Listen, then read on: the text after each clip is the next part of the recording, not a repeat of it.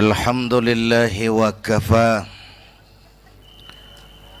Wassalatu wassalamu ala sayyidina Muhammadinil Mustafa wa ala alihi wa ashabihi ahli sidqi wal wafa, amma ba'du. Para ulama yang saya muliakan, hadirin hadirat yang saya cintai, alhamdulillah malam ini kita sudah banyak mendapat mutiara-mutiara yang sangat berharga yang baru saja disampaikan oleh Bang Haji Roma Irama. Saya yakin besar manfaatnya buat kita semua. Mudah-mudahan apa yang kita dengarkan bisa kita amalkan. Saudara-saudara, sekarang ini banyak orang bisa memberi contoh, tapi sedikit orang bisa menjadi contoh. Ngasih contoh mah gampang, jadi contoh susah. Karena beliau manusia. Laqad ja'akum rasulun min anfusikum. Kalau kambing disuruh nyontoh ayam, yang nyuruh nyontoh kagak punya pikiran. Ya, kagak level. Kambing mah nyontohnya kambing, kebo nyontohnya orang, nyontohnya orang. Makanya Nabi kita orang. Bukan malaikat, bukan jin, bukan dewa, manusia. Kalau manusia disuruh nyontoh manusia, itu perintah masuk akal, predispositionnya sama. Kalau disuruh nyontoh malaikat, mah ribet kan. Malaikat bagaimana nyontohnya, dia mah tidur kagak, makan kagak, sama duit budeg, sama perempuan kagak open, lah susah nyontohnya. Ya, Superman tuh biar hebat nggak bisa dicontoh Superman. Bagaimana terbangnya? Lagian pakai celana dalam di luar, Pak. Nggak bisa dicontoh Superman mah. Nabi kita manusia utuh, cuman sungguh pun manusia, kualitasnya beda. Ini namanya basyarun la kal basyari. Manusia memang, tapi jangan samain, bobot bibitnya beda. Contoh, kita nih manusia, kita tidur. Nabi kita manusia, beliau tidur. Tidur Nabi, tidur mata doang, hatinya nggak pernah tidur. Tuh bedanya sama kita tuh. Tidur kita keblek, asal tidur habis-habisan. Lagi, kita manusia, kita keringetan. Nabi kita manusia, keringetan. Keringet Nabi harum wangi, bau minyak kasturi. Zaman belum ada parfum. Keringet kita udah rasain aja masing-masing dah. Jangan pakai dikebet udah.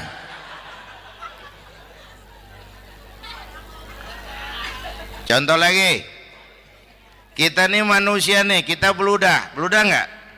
Nabi kita manusia, beliau juga beludah. Ludah Nabi obat, ludah Nabi.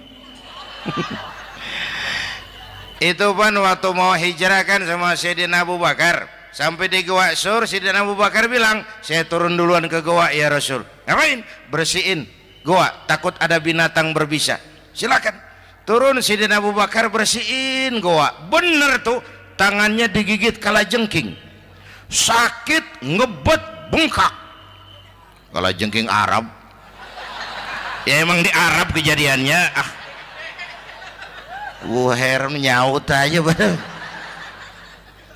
Ditahan aja. Udah aman ya Rasul, silakan turun.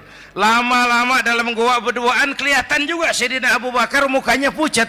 Nabi tanya, mabalu kayak Abu Bakar. Abu Bakar kenapa? Nggak apa-apa. Berat meninggalkan Mekah? Enggak. Malas hijrah ke Madinah? Enggak. takut diubur-ubur Quraisy. Orang kata enggak, itu mah enggak. Loh, kenapa muka kamu pucat? Tangan digigit kalajengking. Ngapa nggak ngomong dari tadi? Saya nggak mau nyusahin Tuhan ya Rasul. Biar saya tahan, asal jangan nyusahin Tuhan. Ah, jangan begitu kau. Sini tanganmu, diambil sama baginda Nabi. Bismillahirrahmanirrahim. Cuh, diludahin, ringkes, sembuh saat itu juga. Ludah Nabi. Pengen tahu kita yang ludahin, bengkak campur koreng.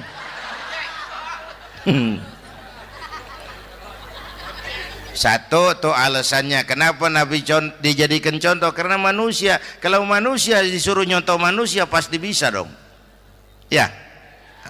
Yang kedua, karena tadi kata Bang Haji Oma, pribadinya itu pribadi yang multidimensi.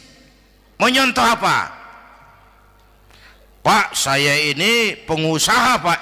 Nabi umur 9 tahun udah ke Syria tuh, dagang lintas negara Syam. Saya jenderal Pak. Nabi mimpin tentara di medan perang Mas. Saya mau balik Pak. Nabi dakwah Bung. Saya guru Pak. Nabi ngajar Mas. Innama bu'istu mu'alliman. Aku diutus sebagai guru, guru umat, guru bangsa. Saya politisi Pak. Nabi diplomat ulung Bung. Saya presiden Pak. Nabi mimpin bangsa dan negara Mas. Saya kepala rumah tangga Pak. Nabi punya anak bini Bang. Ayo lempengan mana dulu cari ngomong. Malah Nabi Isa tuh nggak bisa jadi contoh bagaimana membina rumah tangga bahagia. Bagaimana membina rumah tangga bahagia menurut contoh Nabi Isa? Nggak ada Mas. Kenapa? Nabi Isa belum sempat kawin. Ya, Nabi Isa belum sempat kawin. Ada pengikut Nabi Isa menyangka nggak kawin ajaran Nabi Isa, pada ngikut lagi nggak kawin. Tuh pastor tuh mubazir. Lah orang dikasih perabotan. Bang bener, saya kalau dalam Islam kiai kagak boleh kawin, saya pilih berhenti jadi kiai. Kalau kagak ada giro-giroan, botak rambut.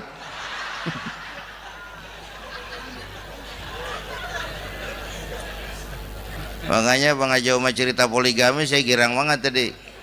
Bukan yang ngomong ahlinya soalnya.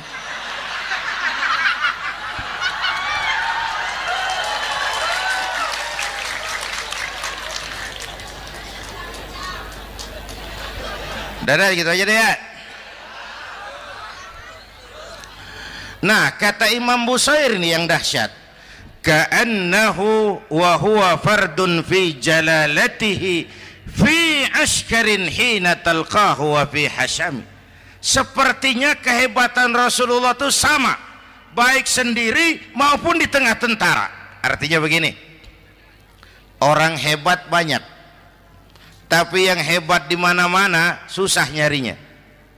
Baginda Rasul ini lagi duduk hebat, lagi jalan hebat, ada di pasar hebat, lagi di masjid hebat, di medan perang hebat, di depan anak-anak hebat, di mata musuhnya hebat, di depan sahabatnya hebat, di mata istrinya hebat, di mana-mana hebat. Lah susah nyari orang begini Bang. Ya, kita mah hebat juga setempat. Di kantor hebat, sekantor orang diomelin. Di kantor, pulang ke rumah dikeplak sama bininya diem aja. Nih di depan bininya dia kagak hebat dia mah.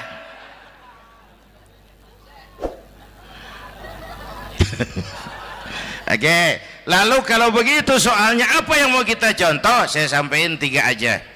Pertama, Nabi kita ini tokoh yang sejak kecil udah ditempa kesusahan. Bu, tadi kata Bang Haji, Islam mengangkat derajat kaum perempuan karena perempuan banyak melahirkan orang besar.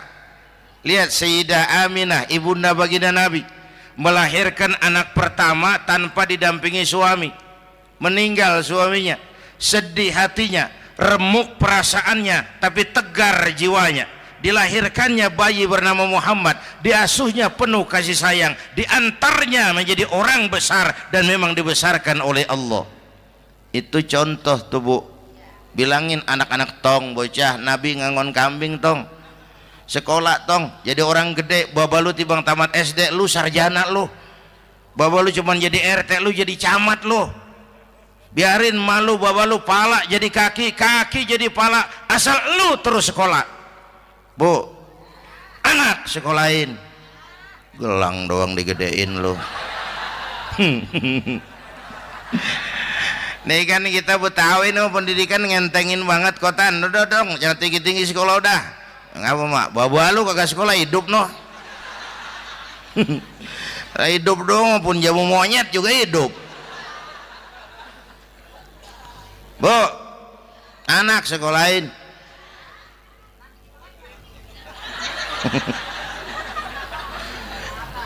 Mahatma Gandhi, kecilnya begeng, ceking, cacingan, liatim. Emaknya tuh, Gandhi sekolah nak, Gandhi belajar nak, Gandhi jadi orang besar nak. Kalau perlu belajar ke Inggris, biar Inggris menjajah kita. Gak apa-apa kau sekolah ke Inggris, tapi jangan jadi Inggris nak. Jangan pacaran sama bule, jangan sentuh minuman keras. Gandhi jadi orang besar. Mahatma Gandhi tumbuh karena dorongan emak. Mak, udah yatim. James Watt, Kang Bandrek. Emaknya tuh yang dorong tuh jadi orang besar. Belum lagi perempuan yang jadi besar. Di Indonesia ada Kartini, di Jawa Tengah ada Dewi Sartika, di Jawa Barat Dewi Sartika, di Bengkulu ada Fatmawati Soekarno, sang penjahit bendera merah putih. Di Aceh muncul Laksamana Malahayati, disusul kemudian oleh Cut Nyadin, baru kemudian muncul Cut Koko, Cut Meme, Cut, ya udah tak cut lain dah.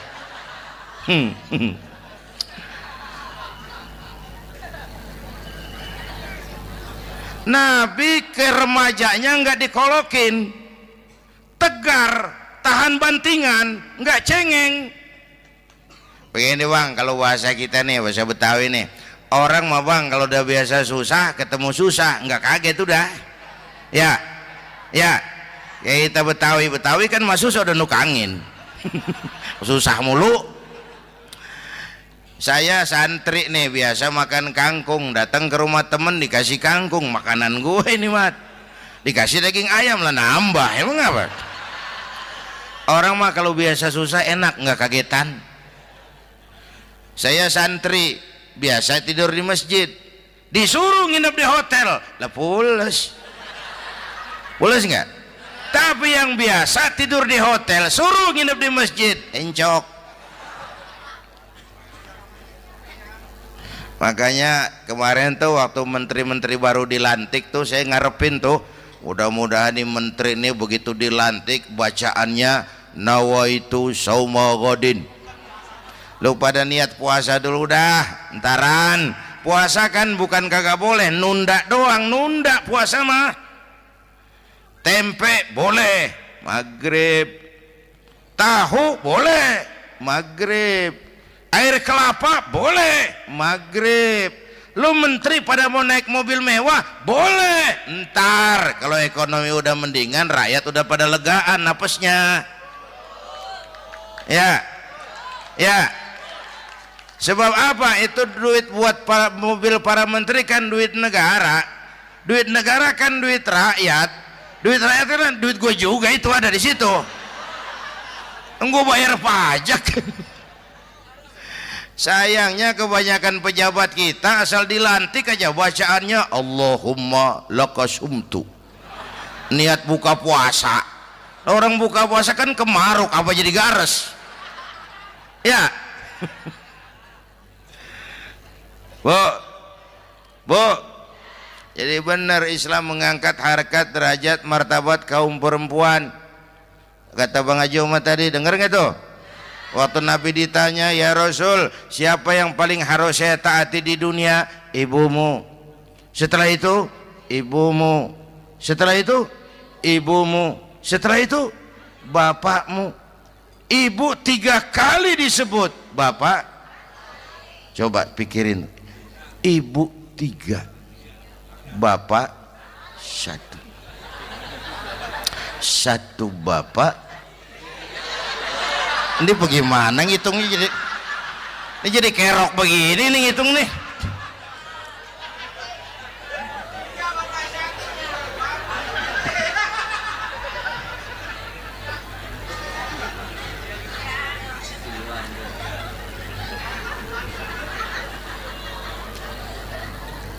Jangan takut ngadepin susah. Hidup nih keras, kerja keras, peras keringat, banting tulang.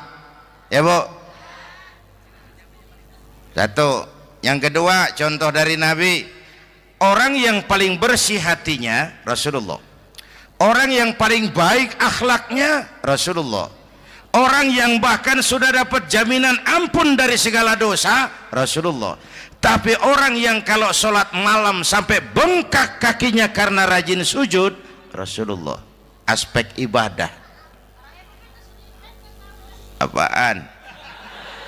Hei, diam-diam giliran gue ini ngomong.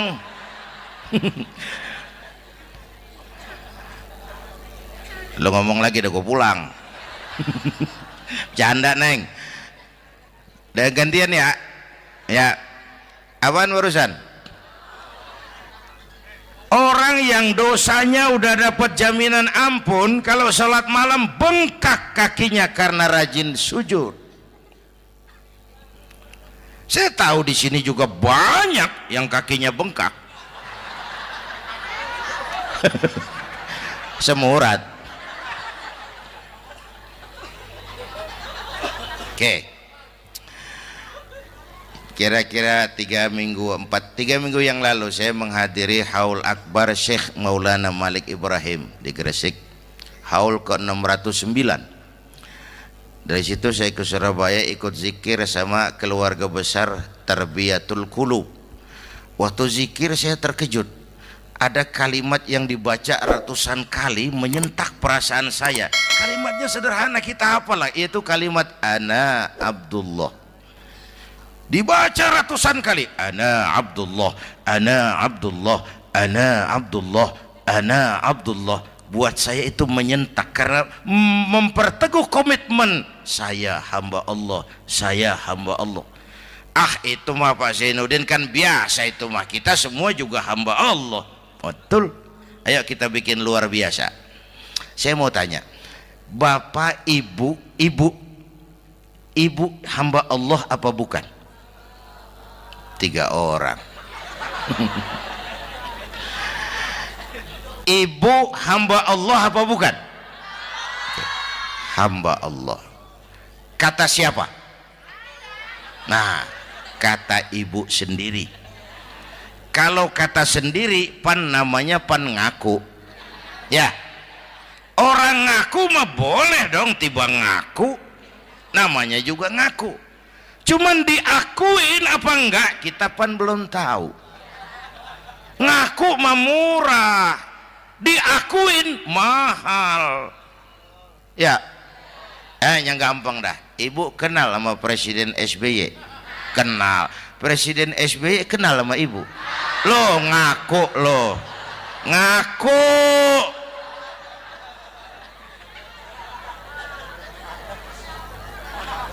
Saya hamba Allah, kata saya. Berapa banyak orang mulutnya hamba Allah, perbuatannya menyatakan dia hamba dunia, hamba harta, hamba jabatan, hamba setan, budak nafsu. Nggak sesuai ucapan sama perbuatan. Yuk jadi hamba Allah yang beneran. Jangan separuh-separuh, kita mapan asal sakit mah hamba Allah. Ya Allah, ya Allah, lagi sakit, sehat ya dikit, keder, nyari masjid nggak ketemu.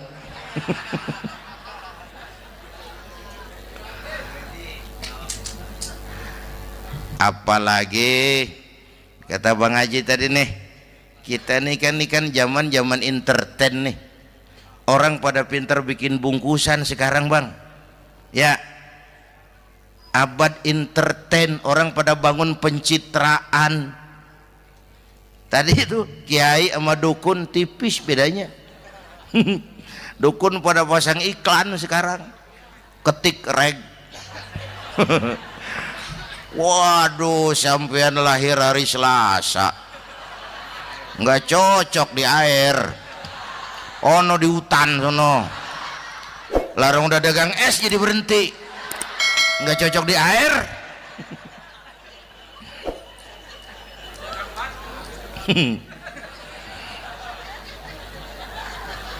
Bu, nih zaman nih siapa pakai apa, siapa mau jadi apa kagak urus nih. Bapak Ibu hadirin yang saya hormati, dan masyarakat kita ini kayak daun kering. Tahu daun kering? Gampang dikumpulin, susah diikat, berisik, gampang dibakar. Tuh daun kering. Penyakitnya kutil, kurang teliti, cepat heran, gampang kagum. Cepat heran, gampang kagum. Dulu ada tuh satu hari tabrakan di jalan kenceng, buah, korban jatuh belepotan darah, dikerubungin orang banyak. Datang wartawan mengambil gambar dari dekat, susah, orang banyak bener ngerubung. Cari akal nih wartawan, tolong saya dikasih jalan ke dekat korban. Orang nengok semua, saudara siapa? Saya bapaknya korban katanya.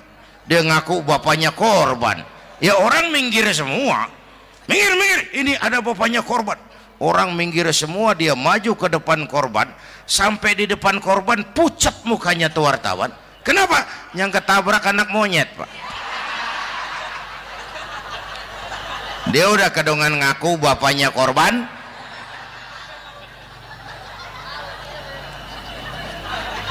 Bu, ini cerita pendek tapi pesannya lumayan nih. Kalau belum kenal bener mah jangan buru-buru ngakuin ya.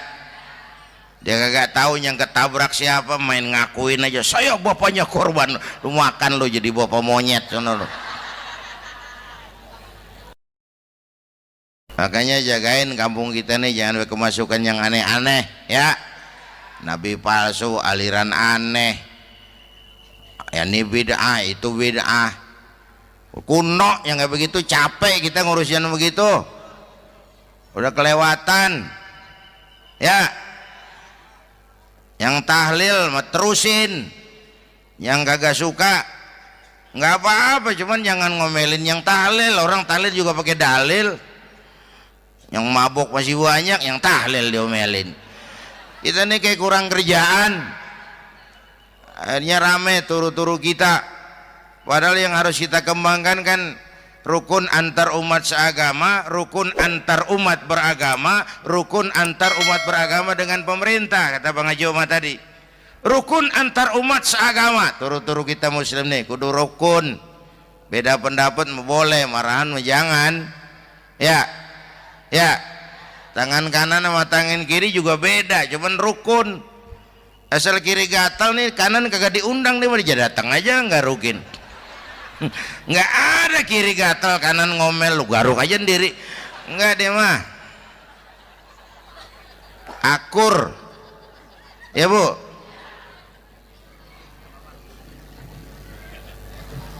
Yang kedua, rukun antar umat beragama. Islam ini rahmatan lil. Yang ketiga, rukun antar umat beragama dengan pemerintah. Ini mah kita kan bermasyarakat sama juga sembahyang berjamaah, ada imam ada makmum ya. Nih rakyat kalau jadi pemilih yang pintar ke depan, mau memilih wali kota kayak gubernur kayak presiden kayak. Sebab apa? Sholat berjamaah kan siapa makmum kagak penting Bang. Makmum mah siapa aja boleh ya, tiba ngikutin dia mah. Ngaji dia mah gimana kayak nggak ada bab pemilihan makmum. Nggak usah, makmum mah kagak usah dipilih, siapa aja boleh ya. Bang, tuh orang budak Bang, boleh jadi makmum. Bacanya kagak fasih, boleh jadi makmum. ketinggalan 1 rakaat boleh jadi makmum, tapi enggak tiap orang boleh jadi imam. Siapa yang dipilih jadi imam? Pertama, a'lamuhum, kata Nabi. Orang yang paling alim di kampungmu siapa? Angkat jadi imam. Yang paling alim, bukan yang paling tua. Tua juga kalau kejemur kisut. Dulu tuh Nabi Adam waktu diangkat jadi khalifah kan bekalnya apa? Wa 'allama Adam al-asma'a kullaha. Al-asma' ay al-ulumul katsirah. Dulu zaman Fir'aun perang sihir sama Musa, sekarang perang visi dan misi. Punya ilmu, Bu, ngerti urusan dari tetek sampai bengeknya. Kalau ngikutin imam yang alim pan enak, bisa dipertanggungjawabkan. Hati-hati milih pemimpin, maksudnya, Bu, jangan terjebak oleh penampilan. Emas pasti kuning, bener? Apa semua yang kuning pasti emas? Udah paham dulu. Ustadz, kenapa? Di kampung saya ada 2 orang alimnya sama. Yang mana yang jadi imam? Afsahuhum, yang lebih fasih lidahnya. Yang satu alim pelok, yang satu alim kagak pelok. Nah, yang kagak pelok suruh jadi imam. Kenapa? Nggak sah orang fasih bermakmum kepada imam pelok. Ustadz, imam pelok, makmum pelok semua. Sah. Namanya kampung pelok, biarin. Susah diurusin udah itu. Apa sih artinya fasih? Yang enak deh, nyambung. Pegel kalau punya pemimpin kagak nyambung sama rakyat. Ya, rakyat mau yang ngidul deh ngalor, rakyat mau yang ngulon deh ngetan. Lah kan capek rakyat, kagak nyambung. Makanya kalau jadi imam pesan Nabi, idza amma ahadukumun nas falyukhaffif. Kalau kamu jadi imam, ringankan sholat kamu. Itu makmum nggak sama kekuatannya. Jangan panjang-panjang kalau jadi imam, kudu tahu keadaan makmum. Tuh makmum ada yang udah tua rentak, diri aja udah gemeter. Ada yang punya darah tinggi, kalau sujud kelamaan palanya ngebet. Ada yang udah janji tuh makmum habis sembahyang mau terima duit. Kalau imam kelamaan, kalau saudara makmum. Ya, nyambung. Jangan udah diangkat jadi imam saenake dewe. Salat isya berjamaah, rakaat pertama selesai Fatihah Yasin. Makmum ikut mengikut, cuman bari ngancem. Besok gua tawatin balik lagi udah. Kagak nyambung. Kalau nggak nyambung tuh capek, Bu. Jangan tersenyum kepada orang buta, jangan berbisik kepada orang tuli. Kagak nyambung. Orang buta diajak senyum, bagus sih maksudnya, cuman kan rada mubazir. Orang kagak paham. Cari pemimpin yang nyambung. Kalau memang masyarakatnya suka tahlil, cari pemimpin yang suka tahlil. Rakyatnya suka maulid, cari pemimpin yang suka maulid, supaya nyambung, kagak pegel kita.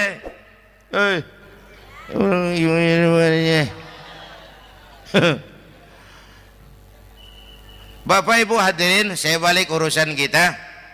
Nyontoh Nabi ibadahnya luar biasa. Bu, kita ini perlu Allah. Kita ini perlu Allah. Semua kita perantau di bumi Allah ini. Perantau pasti pulang.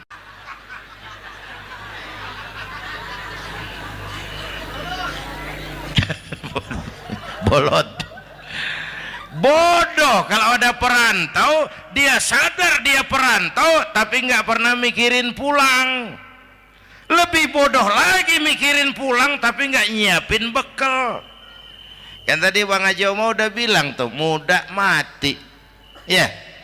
Kadang-kadang engkongnya seger banget, cucunya mati ya. Perantau mah mesti pulang. Sini mah kita ngendon doang, ngendon taran.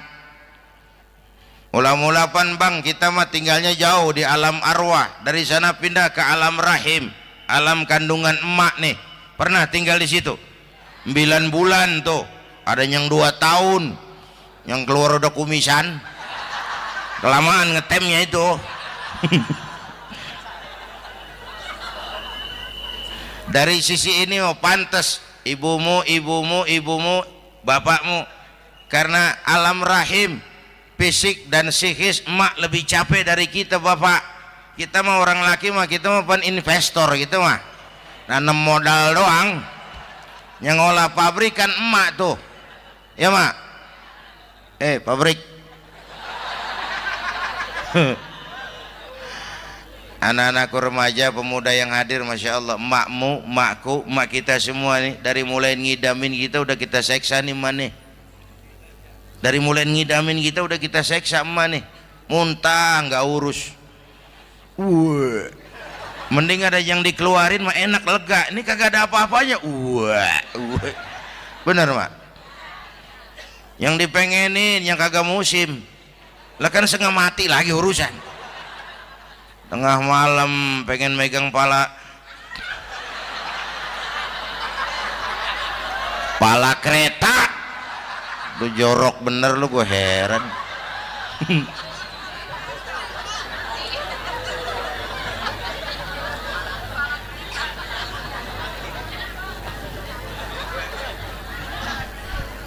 Bapak Ibu hadirin, yang ketiga terakhir, contoh dari baginda Nabi, modal utama perjuangannya adalah akhlak. Memperbaiki akhlak, pakai akhlak. Rasulullah ngajak, bukan ngejek. Rasulullah merangkul, bukan mukul. Rasulullah pakai argumen, bukan pakai sentimen. Tujuannya adalah kebenaran, bukan menang-menangan. Prinsip dakwahnya basyiru wala tunafiru, yassiru wala tu'assiru. Gembirakan orang, jangan ditakut-takutin. Mudahkan urusan orang, jangan dibikin sulit. Di masyarakat memang mendingan rakyat rendah berakhlak tinggi daripada pejabat tinggi berakhlak rendah. Dulu tahun 50-an orang kita kalau pergi haji ke Mekah 6 bulan. 6 bulan tuh orang udah pada lupa aja baru pulang. 6 bulan yang ada cuman kapal laut, Mekah Madinah onta, banyak rampok lagi di gurun pasir Baduy itu. Dulu orang tua kita belajar manasik, kalian belajar silat. Sekarang karena kemudahan kemajuan ilmu menciptakan Boeing memotong waktu 5 bulan, orang pergi haji cukup sebulan. Bapak Ibu hadirin yang saya hormati, oleh karena itu menjaga nilai-nilai akhlak itu penting. Kepada siapa kita harus berakhlak? Pertama, kita harus berakhlak kepada Allah. Bagaimana caranya? Jangan menyekutukannya dengan sesuatu pun. Yang kedua, jangan menyembah kecuali hanya kepadanya. Yang kedua, kita harus berakhlak kepada sesama tadi itu. Yang ketiga, kepada lingkungan. Saya dulu masih zaman ada almarhum kakek saya, engkong. Kampung saya banjir, air masuk ke rumah. Saya teriak, "Kong, banjir kong." Engkong saya ketawa, "Biarin, bukan salah air." Habis, salah lo. Salah kita bagaimana kong? Lah lo tempat air lo tempatin. Yang punya tempat datang ya kagak ngerti, ini tempat gua, ini di sini nggak pada lo, lah banjir. Engkong saya nggak makan bangku sekolahan, tapi wise pak. Air kan bukan musuh, air kan temen kan kudu punya tempat. Lalu kagak punya tempat, pantas kemana dengan ayam, banjir. Ya. Dulu saya remaja ngaji babul istinja, kiai ngajar makro. Buang air kecil di tanah berlubang. Saya tanya, kenapa makruh kiai? Pertama, untuk alasan kesehatan. Siapa tahu di lubang yang kamu kencingi ada gas beracun. Kalau tidak kiai, kalau tidak maka artinya melindungi binatang yang ada di dalam lubang. Siapa tahu di lubang yang kamu kencingin ada semut. Sedang rapat membahas laporan Susno 2Ji. Apa dosanya lalu mati dikencingin? Ini namanya rahmatan li semut. Saya mau bilang alam sekarang tidak seramah dulu karena kita juga nggak ramah sama alam. Bapak Ibu hadirin yang saya hormati, padahal watak Islam rahmatan lil alamin. Lalu berusaha menyimpan sesuatu yang bisa membawa manfaat, baik untuk dirinya, untuk anak cucunya, maupun untuk keluarganya, untuk masa kini dan masa depannya.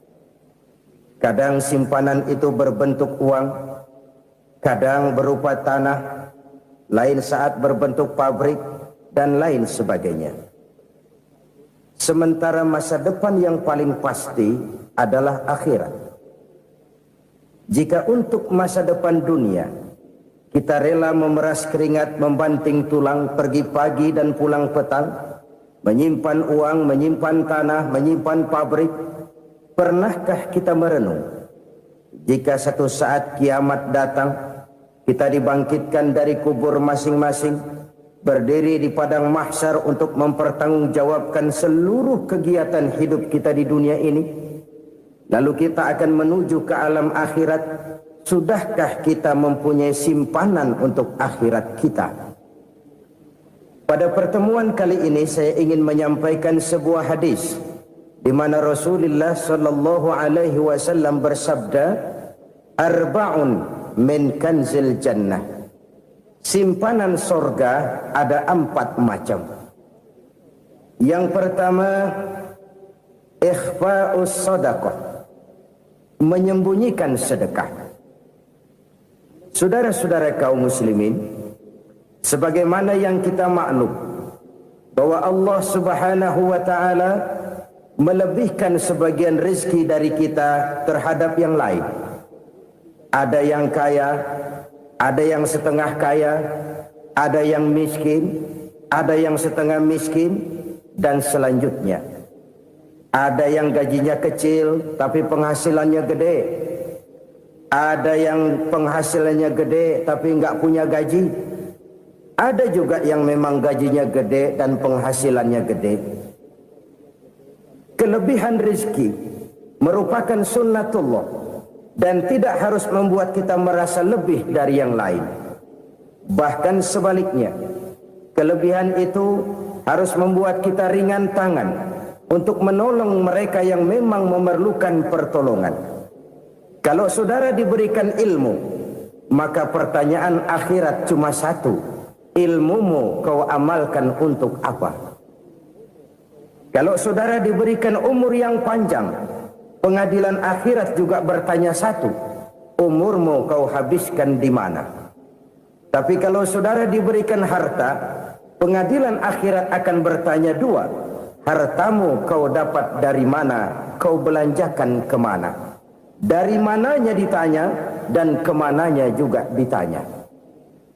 Oleh karena kita akan dimintakan pertanggungan jawab, maka amanah yang bernama harta ini harus kita gunakan dengan sebaik-baiknya. Ada penggunaan yang merupakan kewajiban, itu zakat namanya. Ada penggunaan yang sewaktu-waktu, itu infak namanya. Ada yang lebih sewaktu-waktu lagi, dan itu sedekah namanya. Zakat dia terikat oleh haul dan nisab, oleh putaran batas waktu dan ukuran dari harta itu sendiri. Sedangkan infak terikat oleh situasi dan kondisi perekonomian seseorang. Sedangkan sedekah tidak terikat dengan apapun. Dalam kondisi seperti apapun kita bisa melakukan sedekah dengan yang terkecil sekalipun. Sampai-sampai Rasulullah sallallahu alaihi wasallam mengajarkan, la tahqiranna minal ma'rufi syai'an walau an talqa akhaka biwajhin talik. Atau ada hadis, tabassumuka fi wajhi akhika laka shadaqah.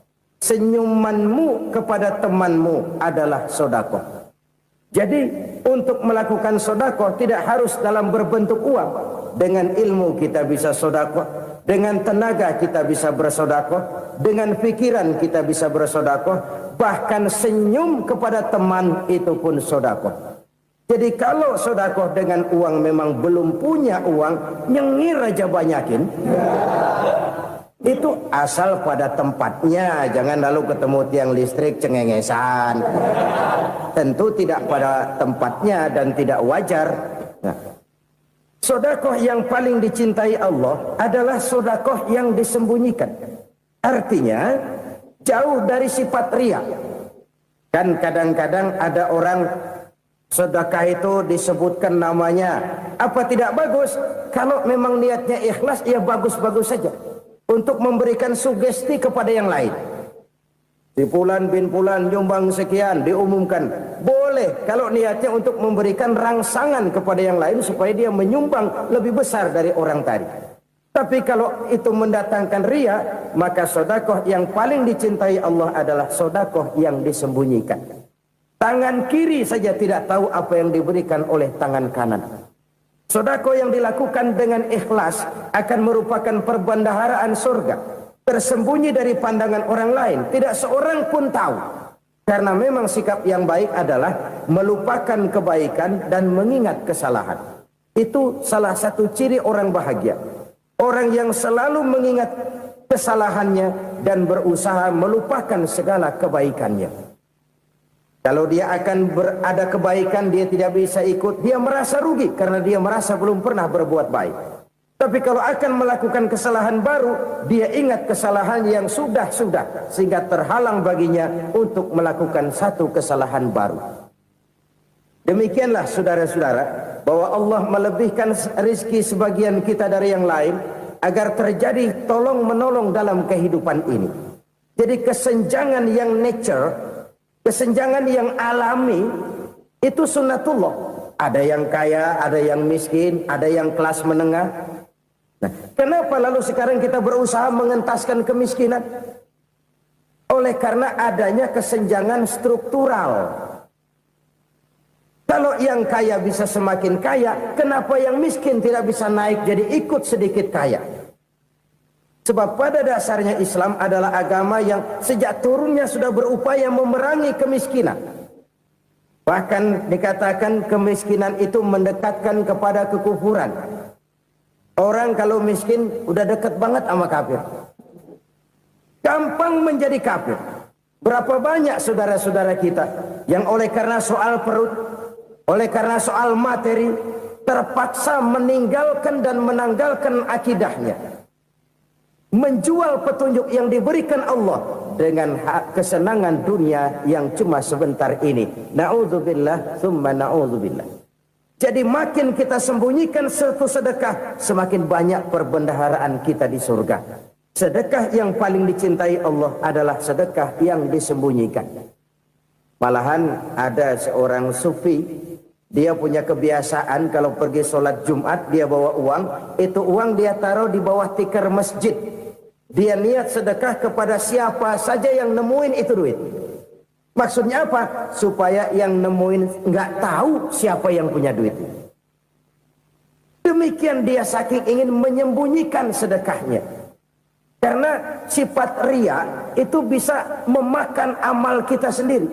Riya itu termasuk menyebut-nyebut kebaikan kita. Orang yang suka nepuk dada, sedikit-sedikit ngitungnya kalau nggak gua. Tuh kalau nggak gua tuh yang belas itu kalau nggak gua. Iya kalau nggak lu kenapa emang? Orang yang suka menepuk jasad, tuh biasanya memang begitu saudara-saudara. Kalau perang lagi berkecamuk, orang nggak sempat ngaku jadi pahlawan.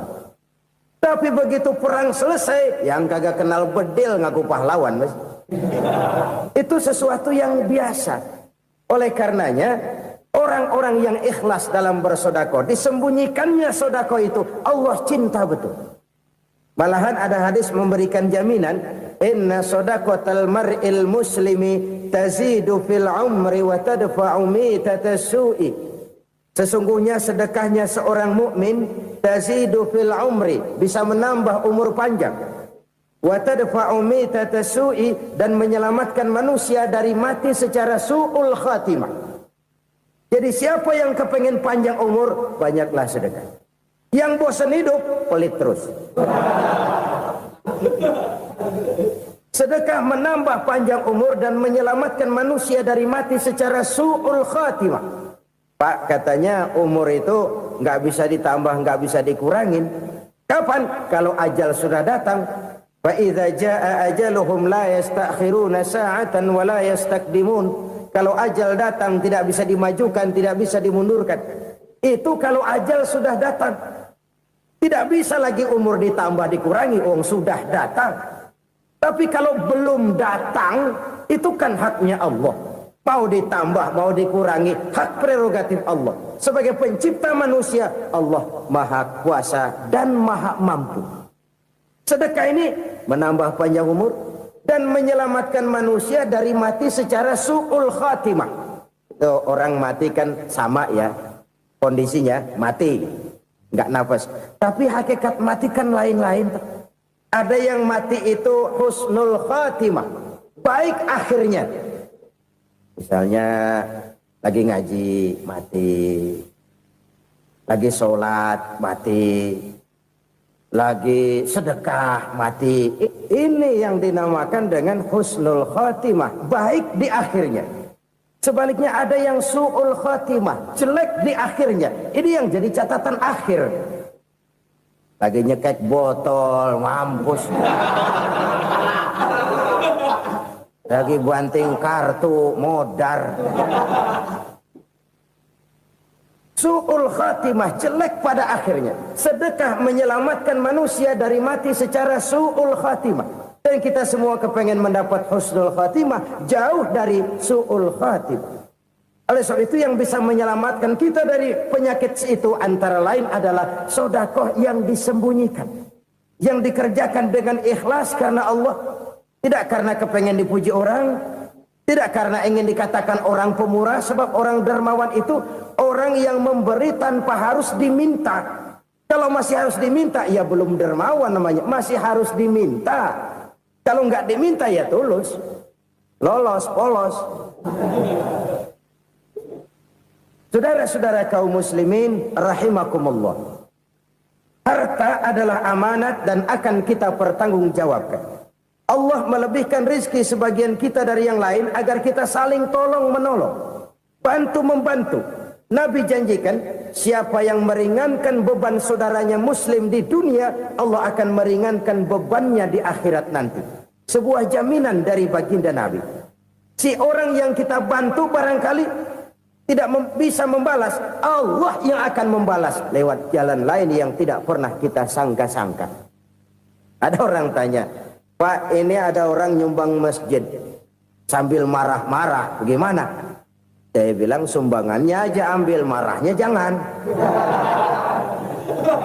Marahnya jangan diambil, itu urusan dia. Saudara-saudara kaum muslimin rahimakumullah. Umat Islam ini kan umat yang punya potensi besar. Kadang kita merenung, kenapa kadang-kadang pembangunan masjid kok lambat sekali? Kalau hotel hari ini peletakan pertama, bulan depan peresmian. Supermarket hari ini peletakan batu pertama, minggu depan peresmian. Tapi kalau sudah yang namanya masjid, kadang-kadang peletakan batu pertama sekaligus jadi batu terakhir. 3 tahun, 4 tahun, campur nebar jalak di jalanan, duit dijaring kayak ikan sepat.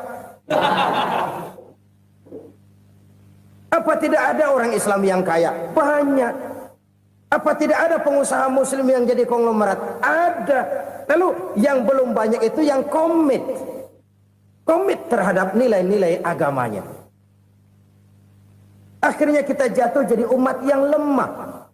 Belum ada pengusaha konglomerat muslim buka pabrik supermi cap bedug misalnya umpamanya atau pabrik kecap cap sorban supaya identitas keislamannya sedikit kelihatan. Kita jatuh jadi umat yang lemah karena potensi tidak terinventarisir dengan baik. Kita ini ibarat kompor yang cuma matengin nasi orang lain. Potensi kita dimanfaatkan oleh orang lain. Ukhuwah Islamiyah kita baru terbatas kepada silaturahmi. Ukhuwah di bidang ekonomi kita lemah, ukhuwah di bidang kebudayaan kita lemah, apalagi ukhuwah di bidang politik kita lebih rapuh lagi. Padahal ukhuwah itu adalah totalitas kehidupan manusia, menyangkut ipolek sosbud. memerlukan nilai-nilai ukhuwah. Jadi oleh karena itu mari kita menyadari di dalam harta kita, walaupun kita yang cari pergi pagi pulang sore peras keringat banting tulang, di sana ada harta anak yatim, di sana ada hak masjid, di sana ada hak pesantren, di sana ada hak jihad. Berbahagialah seseorang apabila dia oleh Allah dijadikan keran. Keran itu menyimpan air, tapi tidak untuk dirinya, tapi disalurkannya kepada mereka yang memang memerlukannya. Saudara-saudara kaum muslimin rahimakumullah, ini yang pertama. Jadi perbendaharaan surga adalah menyembunyikan sedekah. Orang lain nggak tahu, kita pun nggak pernah ngitung-ngitung. Kita anggap lewat begitu saja, padahal itu deposit akhirat. Satu. Yang kedua, perbendaharaan surga itu apa? Wa kitmanul musibah, menyembunyikan kesulitan. Kadang orang takut menghadapi kesulitan, tapi makin kita merenung, hidup ini kan sebenarnya urusan. Takut sama urusan, ya jangan hidup. Tandanya orang hidup itu kalau punya urusan. Urusan melupakan problem, problem sering menimbulkan kesulitan. Kesulitan bukan untuk ditakuti, tapi untuk diatasi dan dicarikan jalan keluarnya. Siapa sih orangnya yang nggak pernah sulit-sulit? Makin tinggi status sosialnya, makin gede urusannya. Makin tinggi kualitas imannya, makin berat tingkat kesulitannya. Cuma memang yang namanya enak itu seperti pelangi. Biang lala itu nggak pernah di atas kepala kita, di atas kepala orang melulu. Lu sih enak lu, kata kita. Dia juga bilang yang enak kan lu. Pelangi itu nggak pernah di atas kepala kita. Kata tukang beca, aduh enak ya naik Mercy. Kata tukang beca, apa yang di dalam mobil Mercy? Aduh enak bener tukang beca, di jok ngeringkuk ngorok pules bener. Saya kamar pakai AC sejuk, tempat tidur sutra empuk, alga spring bed, gula kulik nggak bisa pules kalau belum minum Valium, belum tidur. Enak bener tukang beca, di jok ngorok nggak tahu wetan kulon. Si tukang beca bilang yang di Mercy enak, yang di Mercy bilang tukang beca enak. Inilah enak, nggak pernah di atas kepala kita, di atas kepala orang lain melulu enak itu. Nah saudara-saudara, yang merupakan perbendaharaan surga itu orang yang bisa menyembunyikan kesulitan, baik pribadi ataupun rumah tangga. Nih terutama rumah tangga yang jadi soalnya. Kadang-kadang kita ini kalau senang, sebaliknya kalau senang kita diam, kalem aja, cuek. Banyak banget duit kita bawaan, diam aja udah. Malah ketemu orang takut. Tapi begitu susah, sekampung tahu. Padahal Nabi mengajarkan perbendaharaan surga itu menyembunyikan musibah, menyembunyikan kesulitan. Kalau enak, cerita sama orang-orang. Kalau nggak enak, rasain sendiri, tekan sendiri, atasin sendiri. Kita kan sebaliknya, senang kita diam, asal lagi susah, paling tidak kita nyari teman buat cerita kesusahan. Siapa orangnya yang nggak pernah susah? Cuma soalnya bagaimana kita mengatasi kesusahan itu sendiri. Begitu juga misalnya kalau orang sudah berumah tangga, itu orang tuanya harus menjadi tempat dia cerita yang enak-enak saja. Yang nggak enak rasain berdua, selesaikan berdua, atasin berdua. Jangan dibalik. Asal senang diam, giliran susah saja. Maknya laporan. Terbalik. Bisa menjaga security informasi. Maka nama bayam keluar diam, malah seluitan. Enak amat lo makan daging ayam. Security informasi. Saudara-saudara kaum muslimin rahimakumullah. Ujian yang terberat itu yang pernah diberikan kepada para nabi, para rasul, para aulia, para ulama. Makin tinggi keimanan, makin berat bentuk kesulitan. Ayo saya kemukakan satu contoh saja. Ada seorang nabi yang kaya, nabi kaya, namanya Nabi Ayub. Iblis kalau orang begini kan keki, ibadahnya rajin, kaya, nah yang kayak begini susah digodain. Kalau ibadahnya rajin, miskin, kali bisa disogok. Sini imannya mantap, ibadahnya rajin, kaya, nabi lagi. Oh, tapi namanya iblis nggak kurang akal, laporan, Tuhan, kenapa Les? Ya ini bahasa saya, bahasa Qurannya sih nggak gitu. Itu hambamu yang namanya Ayub, dia rajin ibadah cuma karena dikasih kaya aja. Coba kasih miskin dia, berhenti dia sembahyang. Ah, kamu bisa aja. Saya tahu Ayub itu hambaku yang ikhlas. Saya buktiin Tuhan, silahkan. Dibuktiin lah, iblis turun ke alamin. Yang mula-mula dia lakukan, dia rusak sawah ladang Nabi Ayub. Dia binasakan binatang ternak Nabi Ayub. Sehingga dalam waktu singkat, jatuhlah Nabi Ayub dari orang paling kaya jadi orang paling miskin. Beliau masih ibadah di mihrab dalam masjid. Datang iblis.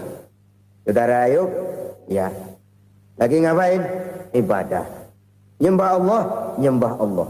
Oh, percuma. Kenapa? Tuhan yang ente sembah nih, dia udah bikin miskin ente. Sawah ladang ente hancur lebur, binatang ternak binasa. Sekarang ente jadi orang paling miskin. Ngapain nyembah Tuhan kayak begitu? Tekor.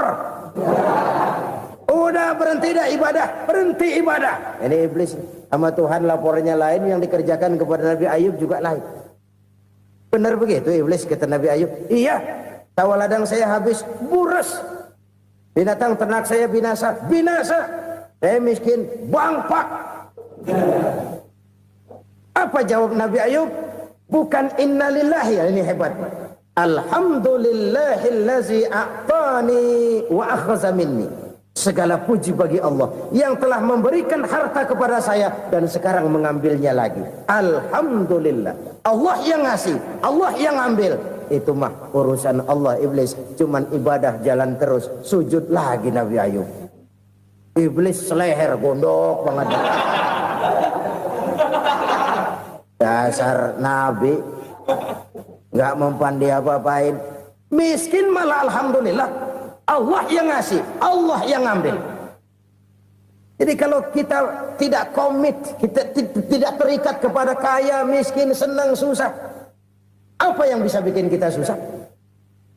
Jadikan kekayaan, kemiskinan, jadikan senang, susah sebagai anak buah yang bisa kita atur. Jangan kekayaan ngatur kita, jangan kemiskinan ngatur kita. Kita yang harus mengatur mereka. Senang, susah, kaya, miskin, bahagia, sengsara, jadikan itu anak buah yang bisa kita atur. Kalau sekarang kita kaya, lain saat boleh jadi kita miskin, semiskin-miskinnya. Allah yang ngasih, Allah yang ngambil. Tenaga mana yang bisa menghalangi? Ibadah jalan terus. Iblis makin gondok. Dasar Nabi loh. Akhirnya apa? Nabi Ayub dikerjain, diberikan penyakit. Demikian fatal penyakitnya. Bayangin, udah miskin sakit. Masya Allah. Miskin sakit. Sakitnya nggak lama, kira-kira 16 tahun. Istrinya 3, 2 mental minta ceraiin. Ngerawatin laki bengek begini. Senang belum tentu, susah udah pasti nih. Cerai aja, cerai dah. Cerai. Tinggal satu Siti Rahmah yang setia menemani beliau. Sesetia-setianya hati perempuan. Satu saat Siti Rahmah bilang, "Bang, iya, abang kan Nabi bang.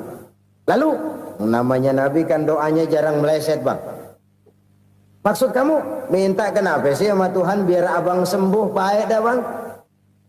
Siti Rahmah, iya. Saya sakit berapa tahun sih dah? 16 tahun bang. Sebelum ini saya sehat berapa tahun? Ya kira-kira 60 tahun bang. Nah coba ente banding-bandingin Rahmah. Saya dikasih sehat 60 tahun. Dikasih sakit 16 tahun. Sudah nggak sabar mau doa kepada Allah minta sembuh. Saya malu kepada Allah. Diuji dengan yang luar biasa seperti ini, tidak mengganggu stabilitas kehambaannya. Dia tetap menghamba kepada Allah Subhanahu wa ta'ala. Saudara-saudara kaum muslimin rahimakumullah. Kunci menghadapi kesulitan itu apa? Allah jelaskan dalam satu ayat, wa basyiris sabirin alladzina iza asabathum musibah qalu inna lillahi wa inna ilaihi raji'un. Gembirakan orang-orang yang sabar. Siapa mereka itu? Yang apabila mendapat musibah mereka kembali kepada keyakinan dasar, segalanya dari Allah dan segalanya akan kembali kepada Allah. Ini konsepsi dasar dari sikap muslim dalam menghadapi berbagai kesulitan. Segalanya dari Allah, segalanya akan kembali kepada Allah. Kalau ini sudah kondisi dasarnya, maka kita akan lapang menghadapi kenyataan bagaimanapun pahitnya. Apakah itu namanya miskin, apakah itu namanya sakit, bahkan maut sekalipun. Maut sekalipun. Segalanya dari Allah, segalanya akan kembali kepada Allah. Ini sikap hidup, bukan sekedar ucapan. Kita kadang-kadang menjadikannya sebagai ucapan. Mulutnya sehingga berhenti, innalillahi wa inna ilaihi raji'un, tapi nangisnya terus gerung-gerungan. Bukan itu, ini kesadaran moral. Kalau segalanya dari Allah, segalanya kembali kepada Allah, kan sebenarnya cuma nunggu giliran. Hari ini saya nyembayangin dia, entah hari apa saya disembayangin orang. Hari ini saya antar dia ke kubur, entah hari apa orang nganterin saya ke kubur. Hari ini saya tahlilkan dia, entah nanti kapan orang tahlilkan saya. Segalanya dari Allah, segalanya akan kembali juga kepada Allah. Oleh sebab itu saudara-saudara, kesulitan bukan untuk ditakuti. Kesulitan justru untuk diatasi, dicarikan jalan keluarnya. Dan tidak ada orang yang tidak pernah mendapat kesulitan. Tidak ada. Semakin tinggi status sosial, semakin tinggi kualitas keimanan, semakin besar juga tingkat kesulitan. Hanya saja bagaimana cara kita mengatasinya.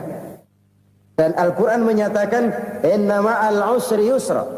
Di balik kesulitan itu pasti ada kemudahan. Roda itu berputar. Karena itu Rasulullah Sallallahu Alaihi Wasallam mengingatkan kepada kita, ta'arraf ilallahi firraha ya'rifka fisyiddah. Ingatlah kepada Allah di waktu kamu senang, supaya Allah ingat kepada kamu di waktu kamu susah. Kalau waktu senang kita ingat kepada Allah, kita susah, Allah tidak akan meninggalkan kita. Tapi kalau waktu senang kita jauh dari Allah, sujud tidak sempat, dengan masjid jauh, ketika senang kita lupakan Allah. Nanti begitu kita susah, Allah lupakan kita. Dan itu menyakitkan. Oleh karena itu orang-orang tua kita dulu bilang, kalau lagi sehat ingat-ingat lu bakal sakit nanti. Kalau lagi kaya ingat-ingat satu saat kita bakal jatuh miskin. Bahkan kalau lagi muda ingat-ingat kita bakal tua. Dan yang terpenting kalau lagi hidup ingat-ingat kita bakal mati. Saudara-saudara kaum muslimin rahimakumullah. Jadi yang kedua yang merupakan perbendaharaan surga, menyembunyikan musibah. Saudara-saudara kaum muslimin rahimakumullah. Hal ketiga yang merupakan perbendaharaan surga adalah wasilatur rahmi. Orang yang suka bersilaturahmi. Sebagaimana yang kita maklum bahwa manusia adalah makhluk yang disebut zon politika. Makhluk sosial yang tidak mungkin hidup sendiri-sendiri. Betapa dan siapapun kita memerlukan orang lain. Bodoh betul manusia kalau tinggal di tengah masyarakat tapi tidak mau bermasyarakat. Merasa hebat sendiri, pintar sendiri, gagah sendiri, kaya sendiri. Mungkin kalau mati juga ngubur sendiri. Jangankan kita di sini, di sorga saja Nabi Adam waktu sendirian bengong melulu, ngondar mandir. Allah tegur dam sepi dam. Ya ini kalau bahasa saya. Iya Tuhan sepi ini nggak ada coret-corekan pisan ini. Diciptakan Siti Hawa baru anteng Nabi Adam. Itu di sorga. Cobalah. Umpamanya saudara tinggal di Jakarta nih. Kayak bener. Apaan aja di Jakarta punya saudara dah. Jembatan Semanggi ambil. Monas, Buntel bawa pulang. Hotel-hotel ambil semua. Cuman tinggal di Jakarta sendirian, apa enaknya? Betapa dan siapapun kita perlu orang lain. Tidak ada seorang pun yang bisa memenuhi kebutuhan hidupnya secara sendiri-sendiri. Nah, Islam telah menyelamatkan manusia dari ras diskriminasi, mengikat manusia dengan persaudaraan yang berlandaskan kepada akidah. Karena itu dianjurkan bersilaturahmi. Bahkan Nabi menyatakan, man arada ayyubsata lahu fi rizqihi wa yunsa'a fi atharihi falyasil rahimah. Siapa yang kepengen diluaskan rezekinya dan dipanjangkan usianya, banyaklah ia bersilaturahmi. Siapa yang kepengen dimudahkan rezekinya, hendaknya ia banyak bersilaturahmi. Kalau banyak teman, kesulitan kan paling tidak ada tempat cerita. Udah susah, sendirian kita pikirin diri, nggak ada tempat tukar pikiran. Cepet banget sama bengek. Dilawan sendiri. Nah, secara makro kita bisa berkata, tidak mungkin ada kemenangan kalau tidak ada kekuatan. Tidak ada kekuatan kalau tidak ada kesatuan dan persatuan. Tidak mungkin ada kesatuan dan persatuan tanpa semangat silaturahmi. Kalau umat Islam mau menang, dia harus kuat. Kalau umat Islam mau kuat, dia harus bersatu. Kalau umat Islam mau bersatu, dia harus membudayakan silaturahmi ini. Bahkan sampai-sampai kata Nabi, kalau bisa cari nilai tambah. Apa? Silman qata'ak. Bersilaturahmilah kau kepada orang yang marah denganmu. Masya Allah, indahnya ajaran agama kita. Orang yang marah pun kepada kita, kata Nabi, kalau bisa bersilaturahmilah kepadanya, kepada orang yang marah itu. Di situ nilai tambah. Cuman jujur nih hadis, ngucapinnya gampang, ngamalinnya yang berat banget. Orang marah sama kita, kita disuruh silaturahmi, ada apa malu? Lu marah, ada gua marahan lagi. Gue pikirin. Saudara-saudara kaum muslimin rahimakumullah. Tapi ini yang diajarkan, bahkan ini yang dicontohkan oleh baginda Rasul. Bagaimana begitu mudah, misalnya satu saat Abu Jahal ini ngatur strategi bagaimana bikin Muhammad celaka. Dia gali lubang di depan tempat tidurnya. Dia tutupin daun korma. Terus dia panggil seseorang, ke sini. Kasih tahu Muhammad, pamannya sakit keras, minta ditengokin. Berangkat orang ini ke sana. Muhammad, labbaik. Pamanmu sakit keras, dia minta ditengokin. Baik, saya akan datang menjenguk beliau. Berangkatlah Nabi ke rumah Abu Jahal tanpa prasangka apapun. Abu Jahal udah pasang setil, selimut 3 rangkap setengah dia pakai, persis kayak orang meriang. Tapi sembari ngintip dari balik selimut, begitu Muhammad buka pintu, nah masuk perangkap nih. Muhammad jalan menuju tempat pembaringan. Makin lama makin dekat, makin lama makin dekat, makin dekat ke lubang yang dipasang oleh Abu Jahal itu. Dalam hati Abu Jahal, terus dah jatuh, mampus dah lo ini. Mampus lo hari ini. Apa yang terjadi? Malaikat Jibril datang. Muhammad, pamanmu cuma pura-pura sakit. Di depan tempat tidurnya ada lubang perangkap supaya kamu jatuh ke situ. Sudah, kamu pulang. Balik kanan Nabi. Sudah hampir jatuh ke lubang, balik kanan, pulang. Bayangin kecewanya Abu Jahal. Muhammad dikit lagi, Muhammad dikit lagi. Enggak paman, saya pulang aja. Emosi bangun dari tempat tidur, enggak sadar kalau lagi pura-pura sakit. Lompat ngejar Nabi, dia lupa dengan lubang yang dia gali.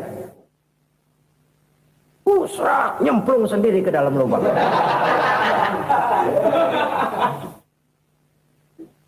Nabi terus berlalu. Ini terjadi keanehan. Jatuh ke lubang yang dia gali itu sebenarnya nggak terlalu dalam ya, antara 3-4 meteran lah. Tolong saya jatuh ke lubang ini. Datanglah pelayan-pelayannya itu. Angkat saya dari sini. Oh, yang ngulurin tambang. Satu gulung, belum juga nyampe itu tambang. Kurang, beli lagi ke warung. Sambung, ulur lagi, nggak juga bisa sampai.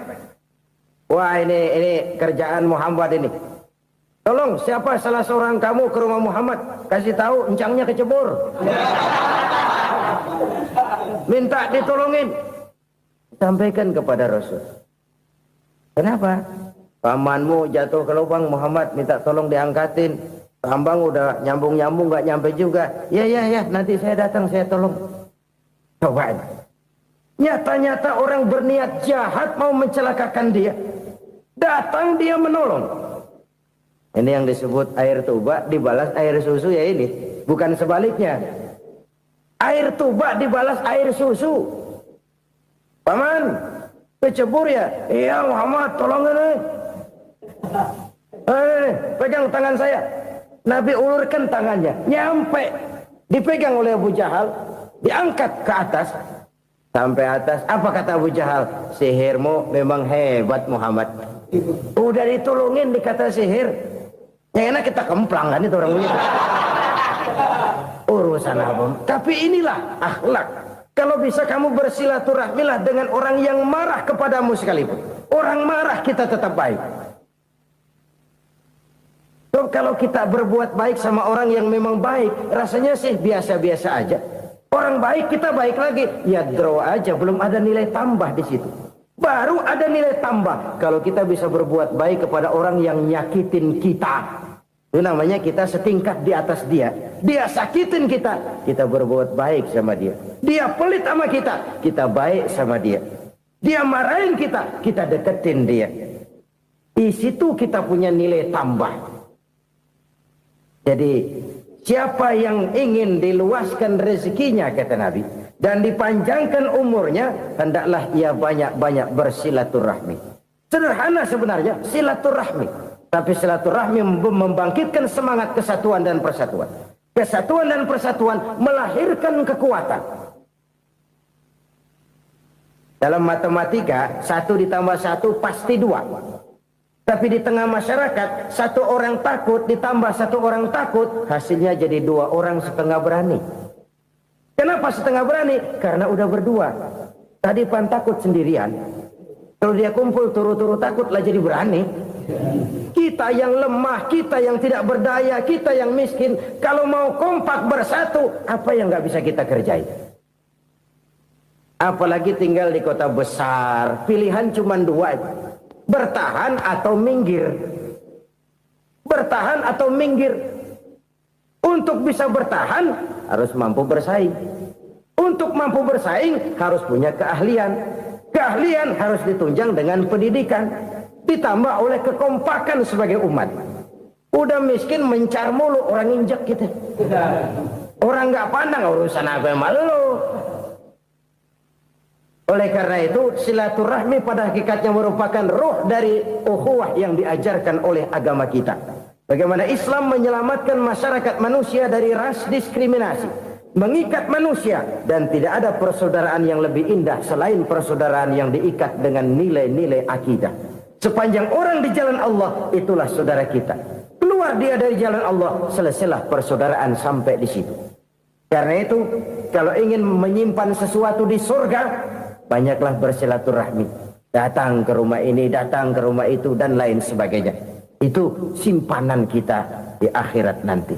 Ini yang ketiga. Saudara-saudara, yang keempat, perbendaharaan surga itu apa? Wa qawlu la hawla wa la quwwata illa billah. Ucapan la hawla wa la quwwata illa billah. Ibadah kan ada yang berat, modalnya besar. Bangun masjid berat, modalnya besar. Bangun rumah sakit berat, modalnya besar. Ada ibadah yang berat tapi modalnya ringan. Misalnya puasa. Puasa itu berat, mengendalikan nafsu. Kalau sekedar nggak makan nggak minum sih enteng, mengendalikan nafsu. Itu jihad terbesar, tapi kan modalnya ringan, cuma niat saja. Ini ibadah berat, modalnya ringan. Ada ibadah yang ringan, modalnya juga enteng. Seperti termasuk ucapan la haula wa la quwwata illa billah. Tanpa sadar, la haula wa la quwwata illa billah. Nyelengin tuh di surga. Nyelengin, kita nggak terasa, nyelengin simpenan akhirat. La haula wa la quwwata illa billah. Nyimpan lagi. Kaget, la haula wa la quwata illa billah, nyimpan lagi, banyak simpenan. Walaupun sebenarnya yang dimaksud di sini adalah kesadaran batin bahwa tidak ada daya dan kekuatan kecuali Allah. Itu intinya. Kita memulai pekerjaan disunahkan baca bismillah, kan begitu? Apa itu? Kesadaran moral bahwa ini saya bisa kerjakan. Saya kerjakan ini dengan menyebut nama Allah. Kenapa? Kalau Allah tidak memberikan daya dan kekuatan, mana mampu saya kerjakan ini. Maka saya kerjakan ini dengan menyebut nama Allah. Bismillah. Kesadaran moral. Manusia hanya wajib berusaha, tapi nggak pernah wajib berhasil. Banyak hal-hal yang kalau kita renungkan secara rasio nggak mungkin, tapi jadi kenyataan. La haula wala quwata illa billah. Tidak ada daya dan kekuatan kecuali bagi Allah semata-mata. Kesadaran moral akan kelemahan dan keterbatasan makhluk bernama manusia. Kadang kita kagum dengan otak, tapi kita sering lupa sama yang bikin otak. Padahal bagaimanapun hebatnya otak, yang bikin otak pasti lebih hebat dari otak. Nggak percaya, silahkan otak-otakan. Inilah kecenderungan. Kita kagum dengan pesawat-pesawat mutakhir, bukan main besi gede banget terbang itu. Alangkah hebatnya. Lalu apa yang bikin otak tidak lebih hebat dari itu semua? Kita puji laut. Apa yang bikin laut tidak lebih hebat dari laut itu? La haula wa la quwata illa billah. Tidak ada daya dan kekuatan kecuali Allah. Apa yang bisa kita lakukan kalau tidak karena daya dan kemampuan yang diberikan oleh Allah kepada kita? Lahirlah sikap tawadu, rendah hati, tidak melonjak menjadi angkuh dan sombong, sadar akan kelemahan dan keterbatasan diri. Sebagai makhluk yang diciptakan oleh Allah Subhanahu wa ta'ala. Jadi satu sisi ini ucapan yang berpahala, la haula, jadi wiridan. Pada sisi lain ini kesadaran moral, sikap mental, kesadaran batin bahwa yang punya daya dan kekuatan itu cuma Allah. Kita nggak pantas untuk sombong, sebab sombong itu pakaiannya Allah. Kita nggak sedang pakai pakaian Allah, kegedean. Dan makin kita renungi, makin terbentur. Apa sih yang bisa kita sombongin? Kita mau sombong apa? Kaya? Pintar? Itu kan semua relatif. Di atas langit masih ada langit lagi. Jadi oleh karenanya, marilah kita menyadari. Manusia hanya wajib berusaha, tapi tidak pernah wajib berhasil. Yang berusaha saja tidak wajib berhasil, apalagi yang tidak berusaha. Islam bukan agama orang pemalas yang selesai sholat lalu endelohom, enggelenggem ayem-ayem. Tapi Islam bukan agama orang sombong yang setelah berusaha lalu tidak memerlukan Allah. Kita bisa saja bikin proyeksi, tahun sekian kita bakal panen besar menurut perhitungan otak. Tapi ada kejadian lain. Apa? Tikus ngambek. Habis itu dimakanin tikus, panen gagal. Proyeksi rasional gagal oleh tikus-tikus yang ngambek itu. Bisa saja terjadi. Tahun depan kita panen besar, urung. Kenapa? Musim panas panjang. Dan sekarang ini koran-koran bikin berita musim mengalami penyelewengan. Bukan cuma manusia yang nyeleweng sekarang. Musim pakai nyeleweng. Mestinya kan musim hujan udah selesai, masih hujan-hujan juga. Musim. Nah sekarang kita boleh bikin proyeksi, kita bakal panen besar. Tahu-tahu musim panas panjang, sawah retak, air kering. Cari teknokrat yang paling botak, suruh pendekin tuh musim panas. La haula wa la quwata illa billah. Inilah kesadaran moral. Saudara, saya teringat satu saat ada seorang konglomerat. Umurnya ya kira-kira 70-an. Suatu saat dia ditanya oleh wartawan, "Pak, umur Bapak berapa sih?" "Ya paling 10 tahun." 10 tahun? 10 tahun? Anak Bapak berapa orang? Satu saja? Satu. Harta Bapak berapa? Ya paling-paling bangsa 7 juta kali. 7 juta? Iya. Pak, kenapa Bapak bohongi saya? Bapak punya buku biografi. Koran-koran, majalah-majalah banyak memuat cerita riwayat hidup Bapak. Saya tahu umur Bapak 70. Kenapa bilang cuma 7 tahun? Saya tahu anak Bapak 8. Kenapa cuma bilang 1? Saya tahu harta Bapak miliaran, mungkin triliunan. Pabrik di mana-mana, bank di mana-mana. Kenapa bilang uang Bapak cuma 7 juta? Nah, kata si konglomerat tadi, kamu benar nak, kamu benar. Umur saya kalau jumlahnya memang 70 nak. Cuman ingat-ingat saya, baru 7 tahun terakhir ini saya sujud. Baru 7 tahun terakhir ini saya berusaha dekat dengan Allah. Saya laksanakan perintahnya, saya jauhi larangannya. 7 tahun inilah rasanya yang ada nilainya di hadapan Allah. Yang 63 tahun matong, kelabu, kelem umur gue. Habis untuk maksiat, untuk munkarat. Maka ketika ditanya tadi, umur saya 7 tahun itu. Oh begitu Pak. Oh iya. Lalu anak Pak. Anak Bapak kan 8. Kenapa bilang cuma 1? Nah, kalau jumlah hitungannya memang anak saya 8. Tapi dari 8 orang ini rasanya cuma 1 nih. Yang bakal jadi buah hati, belahan jantung. Pelanjut cerita, penerus sejarah. Bakal jadi anak soleh yang akan mendoakan saya. Cuma 1 rasanya anak saya ini yang bakal jadi buah hati saya. Besar-besaran saya. Yang akan mendoakan di kubur saya. Yang akan mendoakan di akhirat saya. Yang 7 orang mana? Masya Allah, yang 1 tenggeng. Yang 1 nyekek botol ngolo. Yang 1 nggak karu-karuan. Makanya saya bilang 1 anak saya yang akan bisa mendoakan saya. Oh begitu Pak. Iya. Nah harta Pak. Harta Bapak kan triliunan. Pabrik Bapak di mana-mana. Uang Bapak hampir di tiap bank-bank besar. Kenapa bilang cuma 7 juta? Betul kau nak. Harta saya kalau jumlahnya memang miliaran, triliunan mungkin. Tapi yang saya ingat baru 7 juta tuh yang saya belanjakan di jalan Allah. Saya nyumbang masjid, saya santuni yatim piatu, saya bantu pembangunan pesantren, saya bantu pembangunan rumah sakit Islam. Itu yang akan saya bawa pulang ke akhirat, yang 7 juta itu. Yang triliunan itu nanti akan diperebutkan oleh anak-anak saya sebagai waris saya. Jadi harta saya 7 juta itu yang bakal nemenin saya di akhirat. Yang akan saya bawa pulang jadi teman saya. Saudara-saudara kaum muslimin, jangan-jangan orang tua itu adalah kita-kita ini. Jangan-jangan kita-kita ini adalah orang tua itu. Jangan-jangan itu potret dari diri kita masing-masing. Dari sekian umur yang diberikan Allah, berapa tahun yang ada nilainya di hadapan Allah? Dari sekian anak-anak yang merupakan amanah, berapa yang akan mendoakan kita sebagai orang tuanya menjadi anak soleh?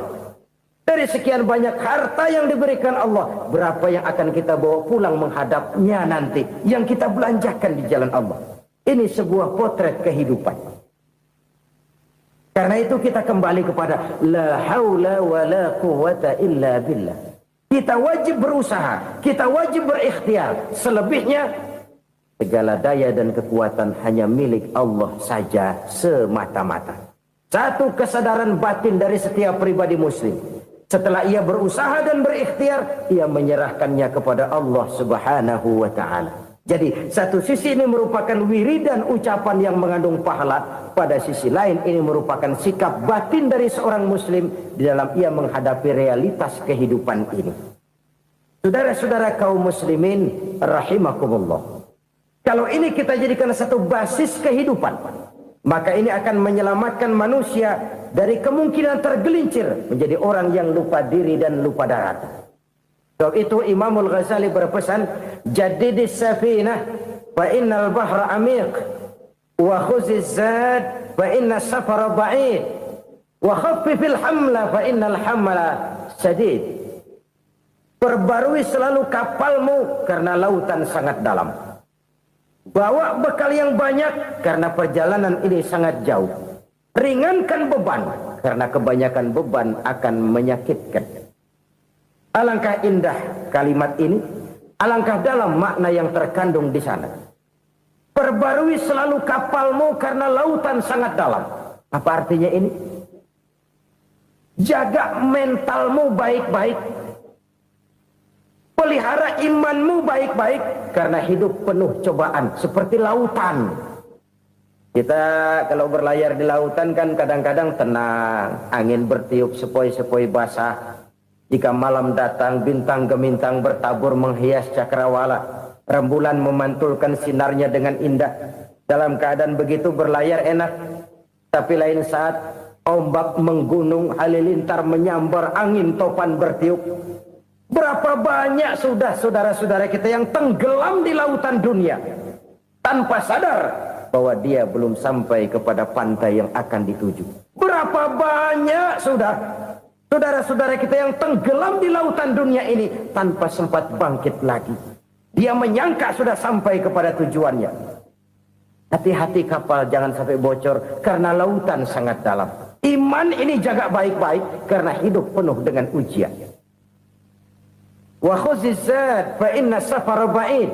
Bawa bekal yang banyak karena perjalanan sangat jauh.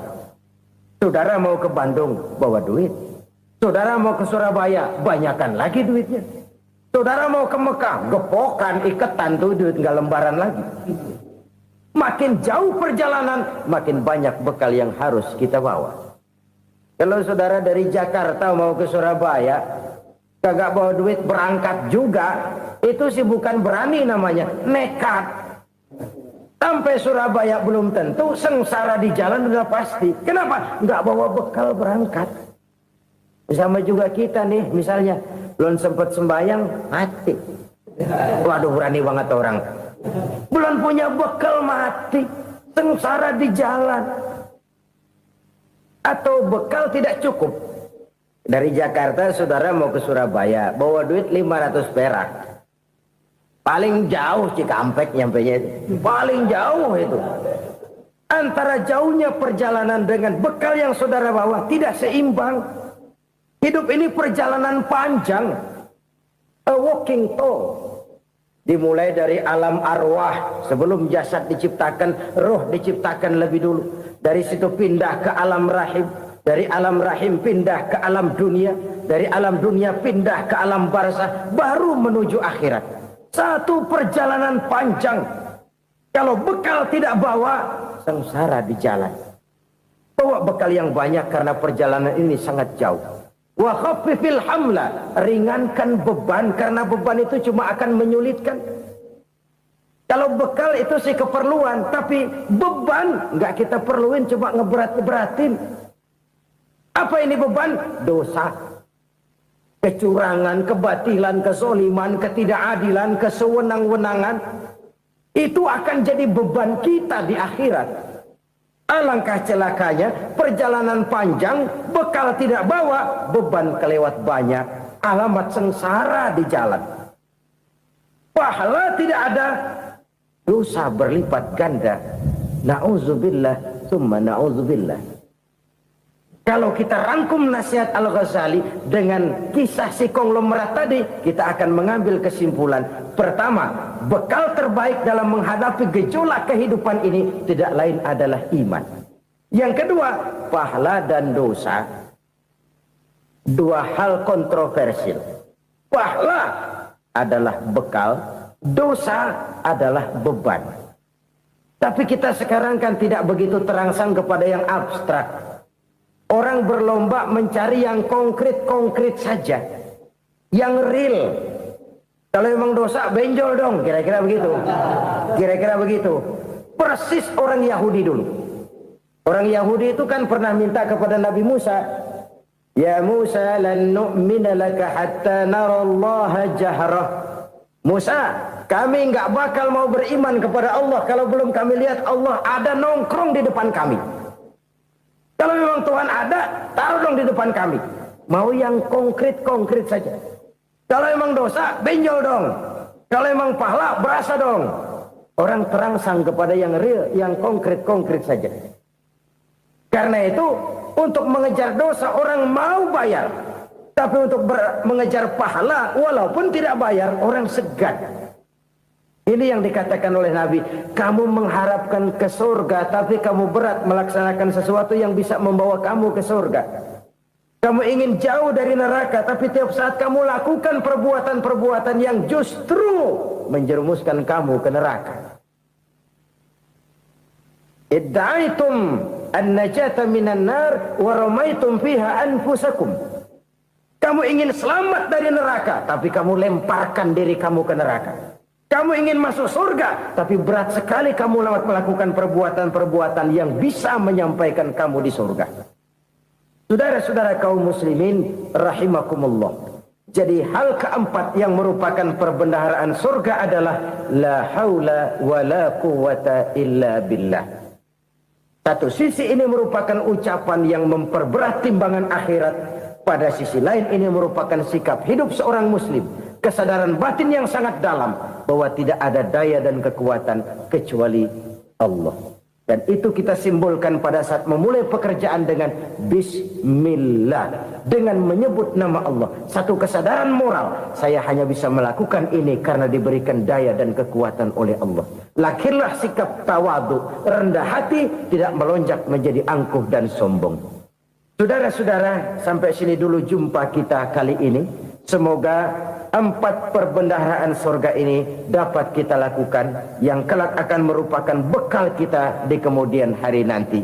Amin ya rabbal alamin.